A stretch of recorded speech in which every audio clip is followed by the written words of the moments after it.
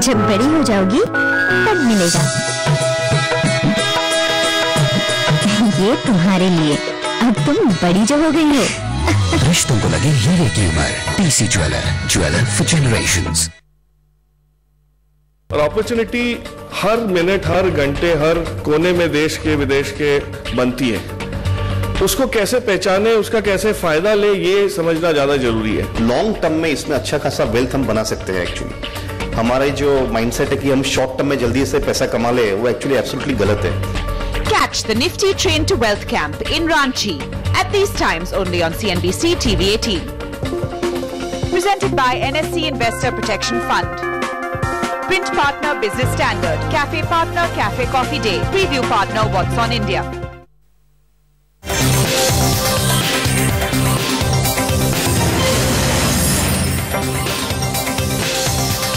एक बार फिर स्वागत है आपका हमारी इस खास पेशकश में। रुपए पर है हमारी नजर और हमारे साथ केयर रेटिंग्स के चीफ इकोनॉमिस्ट मदन सबनवीस और केआर चोकसी सिक्योरिटीज के देवेंद्र चोकसी हमारे दो एक्सपर्ट्स मौजूद हैं। हम बात कर रहे थे कि रुपए से कंपनियों को जिस तरह का झटका लगता है, हम आपको बताते हैं कितना नुकसान हुआ है पिछले क्वार्टर में। मार्क टू मार्केट लॉसेस जिसको कहते हैं, कंपनीज ने काफी बड़े पेश किए और अच्छी खासी बड़ी जानी मानी कंपनियां जिनको भारी नुकसान हुआ। टाटा पावर को 750 करोड़ का, रैनबैक्सी को 650 करोड़ का, पीएफसी को 525 करोड़ का जबरदस्त ये मार्क टू मार्केट लॉसेस आए हैं।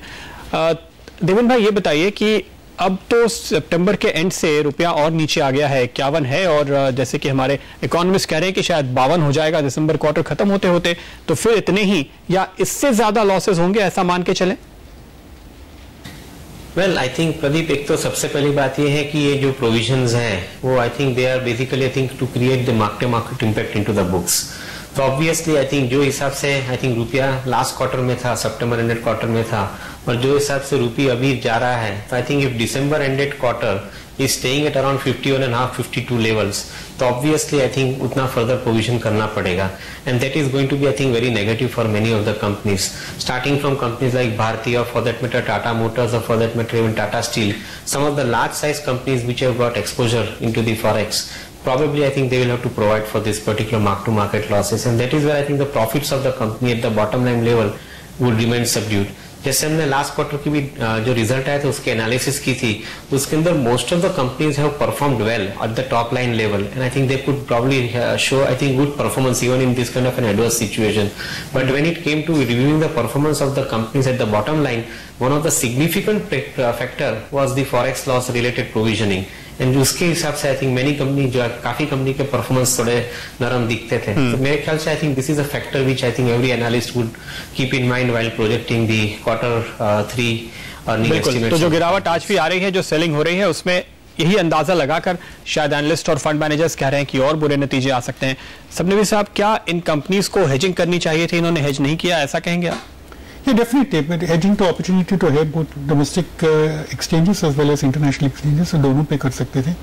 और मेरे ख्याल में companies will start doing it if they have not done it, because एक तो इंडिया में लिमिटेशन है कि जो अगर हम फॉरेक्स कॉन्ट्रैक्ट्स में देखेंगे, डॉलर कॉन्ट्रैक्ट्स जो है, जो एनएससी या एमसीएक्स एसएक्स पे हेज कर सकते हैं, वहाँ का लिमिटेशन है कि टेन्योर्स तो 6 months to 1 year है, बाकी कॉन्ट्रैक्ट्स तो इतना एक्टिव नहीं है. लेकिन अगर इंटरनेशनल एक्सचेंजेस पे देखेंगे तो one can always hedge on international exchanges. Similarly, companies dealing with certain commodities which are being traded on international exchanges, indirectly one is able to hedge on these commodities on international exchanges. जैसे LME के देखेंगे metals के लिए, और directly for the dollars on the CME, तो वो opportunities भी है. But of course, this is not something which is very common in India. तो थोड़ा सीखना भी पड़ेगा before one really gets into this. Okay, Devendra भाई, लेकिन यही बात अगर मान लीजिए हम 2008 या 2009 के शुरुआत में कर रहे होते, उस समय भी ये स्थिति देखने को मिली थी, लेकिन साल 1.5 साल के अंदर वो सब कुछ रिवर्स हो गया और यही कंपनीज फॉरेक्स लॉस की जगह फॉरेक्स के प्रॉफिट दिखाने लगी. तो क्या इस बार भी ऐसा ही नहीं होगा जब भी मार्केट का साइकिल रिवर्स होगा, और उस हिसाब से क्या मार्केट का रिएक्शन ओवर रिएक्शन नहीं है? ओवर रिएक्शन तो मैं नहीं बोलूंगा, क्योंकि I think along with this रूपी डेप्रिसिएशन जो ग्लोबल ट्रेडेड फंड्स हैं उन्होंने पैसे मार्केट में से विड्रॉ किया है, तो to a greater extent I think they are creating a fear in the market that they will pull the market down significantly. तो वो एक थोड़ा प्रॉब्लम तो जरूर है.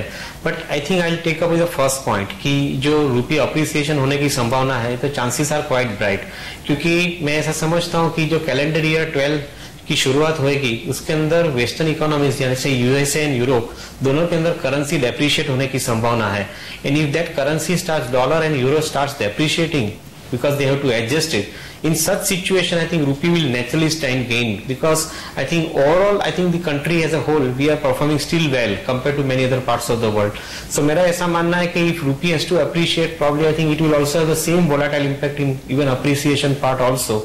And if the global cues are supporting thereafter, then probably I think we should settle somewhere around between 45.5, 46.5 के level के बीच में in next 9 to 12 months time from here onwards.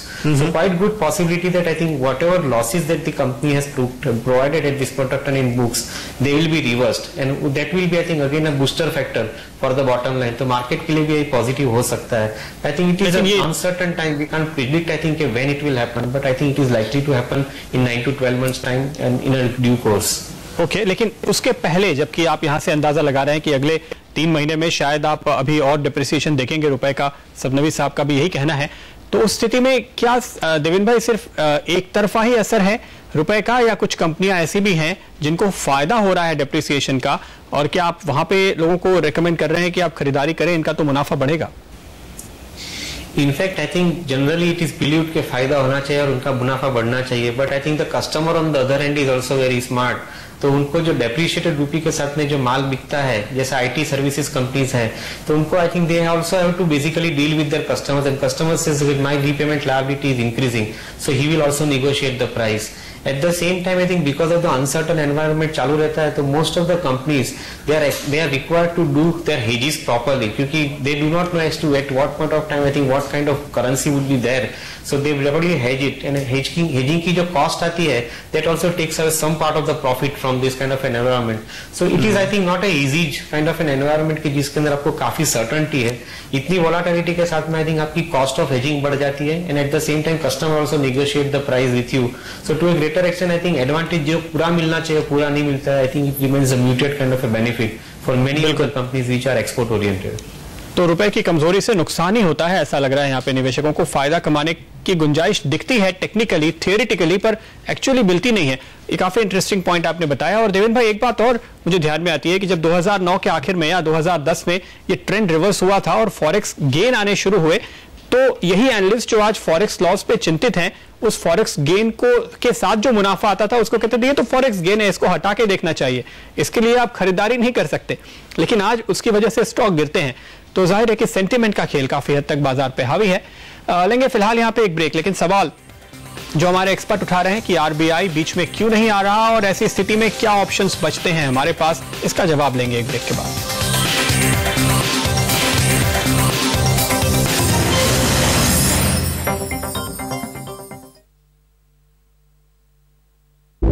When we say we change rules to